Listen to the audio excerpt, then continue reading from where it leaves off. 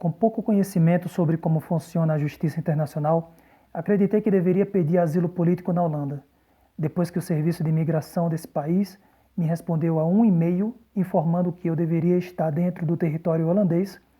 para poder ser elegível ao pedido. Para tanto, não poderia deixar o governo brasileiro saber da minha fuga. Essa enganação logo cairia por terra. Estando no país holandês, passei a ser humilhado, tratado com preconceito, ameaçado por outros refugiados a mando do serviço de imigração, boicotado nos trâmites judiciais para depois me dizerem que faria com que eu regressasse para o Brasil com a intenção de fazer com que outros brasileiros não fossem para lá, para o país europeu em questão. Não obstante, para minha surpresa, passaram a reproduzir muitas das agressões iniciadas na cidade de Rio de Janeiro e a dizer que concordava com o que a cidade carioca estava fazendo contra mim.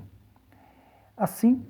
dentre várias outras maneiras de agredir, impediram que eu fosse para a França como terceiro país, como terceira opção de país para refúgio, o que é permitido por lei internacional,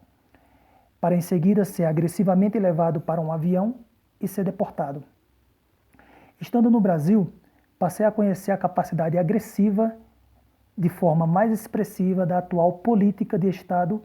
quando eu tive que regressar ao Rio de Janeiro para poder coletar documentos que garantissem uma transferência de universidade. E foi no semestre de 2019.2 que as agressões passaram a ser físicas mais esclarecidamente, com dopagem para fins de contaminações das minhas vias respiratórias e dos olhos por parte de pessoas articuladas nas duas moradias em que habitei, o que consistiu numa situação extremamente absurda de vigilância e de reforço das calúnias, embora houveram outra diversidade de ataques em outros espaços da cidade,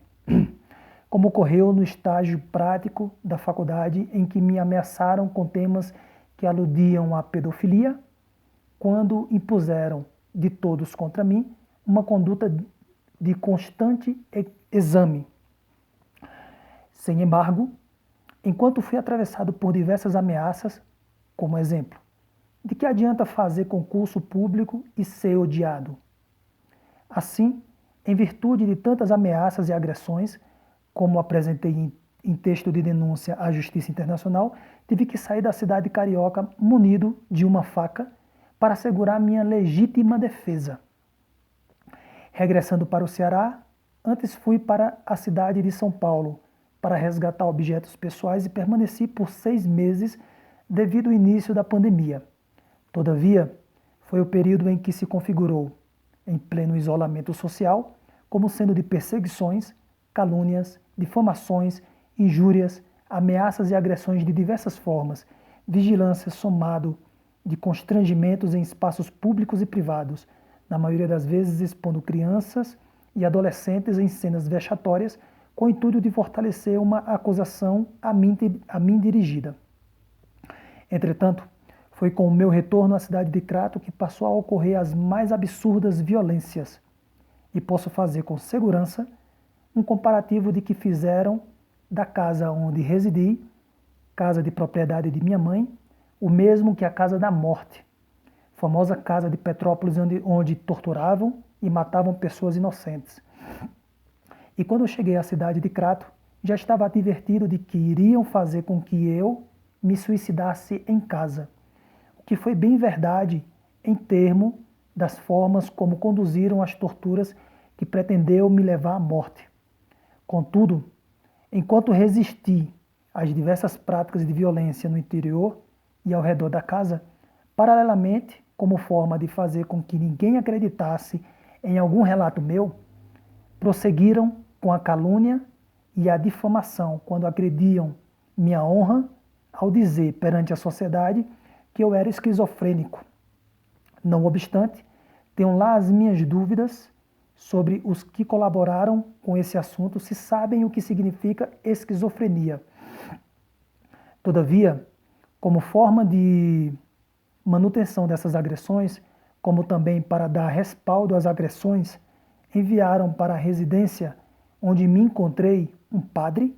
e dias depois, uma equipe de psicólogo e psiquiatra, para que, com o uso de suas autoridades diante da sociedade, justificassem as violências. Um detalhe envolvendo esse tema é que as acusações sobre esquizofrenia foram iniciadas no ambiente da Unirio e mantida pela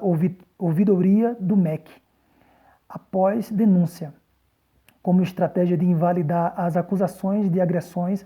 ocorridas no espaço universitário. Foram uma infinidade de violências que ocorreram, desde invasão da residência, com fins de danificar a estrutura da casa, de danificar eletrodomésticos, de avariar, de estragar e de contaminar alimentos, até o cometimento de crueldades quando me dopavam, por um lado, para poder roubar os arquivos da denúncia que estava escrevendo para a Comissão Interamericana de Direitos Humanos, por outro lado, para contaminar o meu corpo com uma diversidade de doenças, entre elas infecção urinária de repetição, infecção nas unhas e nos dedos, infecção respiratória e nos olhos, infecção por Covid-19. Outra que desconheço e que me fazia acordar com taquicardia e dores na região do coração e no braço esquerdo, como consequência. Tudo isso ocorrido, na maior parte das vezes, durante a madrugada. Além de todas essas violências, fizeram com que a população da cidade passasse a agir de forma covarde e brutalmente criminosa contra mim, expulsando-me dos locais a usar de constrangimentos quando divulgavam assuntos sobre minha vida íntima ou disseminando calúnias